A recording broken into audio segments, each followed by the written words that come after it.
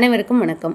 இன்றைக்கி நம்ம என்ன விஷயம் டிஸ்கஸ் பண்ண போகிறோம் அப்படின்னா, எந்த துறை சார்ந்தும் தவறான கருத்துக்களை குழந்தைகளிடமோ அல்லது பிறரிடமோ திணிக்காதீர்கள், இல்லைன்னா சொல்லாதீர்கள் அப்படிங்கிற ஒரு தலைப்பில் ஒரு சின்ன அவேர்னஸ் வீடியோ தான்.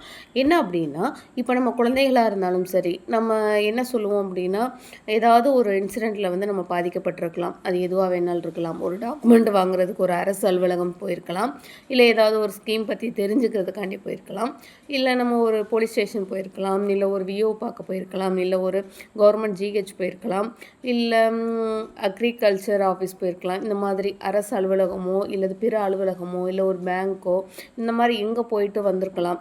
ஸோ அங்கே நமக்கான ஒரு பேட் இன்சிடெண்ட் ஒன்று நடந்திருக்கலாம். அங்கே அதுக்கான சுச்சுவேஷன் வேறையாக இருந்திருக்கலாம்.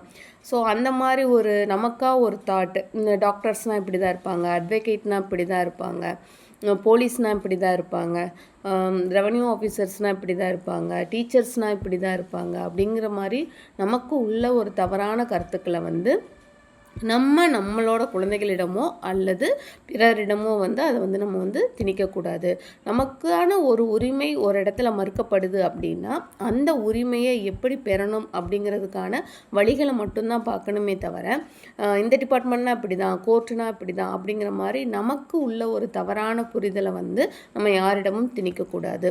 அது ஏன் அப்படின்னா, இப்போ நம்ம ஒரு கோர்ட்டுக்கு போயிருக்கலாம், அங்கே ஒரு ஸ்டாஃப் பார்த்துருக்கலாம், அவங்க அவங்களோட மனநிலை, அவங்கள ஏதோ ஒரு இதிலேருந்து நம்மக்கிட்ட ஹார்ஷாக நடந்துக்கிட்டாங்க அப்படின்னா உடனே கோர்ட் ஸ்டாஃப்னா இப்படி தான், போலீஸ் ஸ்டேஷன்னா இப்படி தான் அப்படிங்கிற ஒரு எண்ணத்தை நம்ம குழந்தைகளிடமோ இல்லை நம்ம பிறரிடம் திணிக்கும் போது அவங்களுக்கும் அதே மாதிரியான ஒரு கண்ணோட்டம் தான் இருக்கும். இப்போ நம்ம எத்தனையோ பேர் நம்ம பஸ்லலாம் ட்ராவல் பண்ணுறோம்.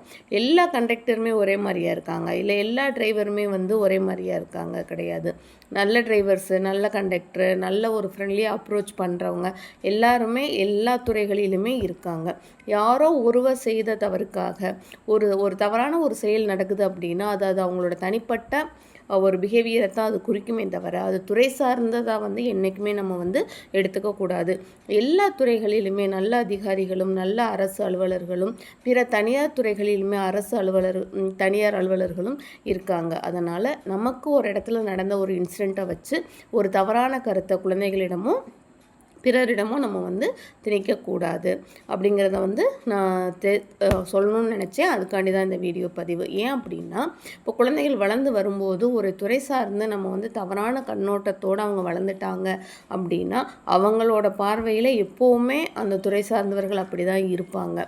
ஸோ அவங்களுக்கு அங்கே அதில் ஒரு தவறான ஒரு புரிதல் தான் இருக்கும். எந்த காலத்துலேயுமே அதை ஒரு அண்டர்ஸ்டாண்ட் பண்ணுறதுக்கான ஒரு மனப்பக்குவத்துக்கு அவங்க வரமாட்டாங்க. அதனால் உங்களோட ஒப்பீனியன் என்னவா இருந்தாலும் அதை தவறான ஒப்பீனியனை ஷேர் பண்ணாதீங்க. அதுக்கு பதிலாக இந்த மாதிரி ஒரு இன்சிடெண்ட் நடந்தால் அதுக்கு இந்த மாதிரியான ஒரு வழிமுறைகள் இருக்குது அப்படிங்கிறத நம்ம ஷேர் பண்ணணும். அதுவே ஒரு எதிர்காலத்தில் ஒரு நல்ல ஒரு வாய்ப்பாக ஒரு வழிமுறையாக இருக்கும் அப்படின்னு தெரிவிச்சுக்கிறேன். என்னோட வீடியோஸ் பிடிச்சிருந்தது அப்படின்னா லைக் பண்ணுங்கள். என்னோட சேனலை சப்ஸ்கிரைப் பண்ணாதவங்க சப்ஸ்கிரைப் பண்ணுங்கள். தேங்க்யூ.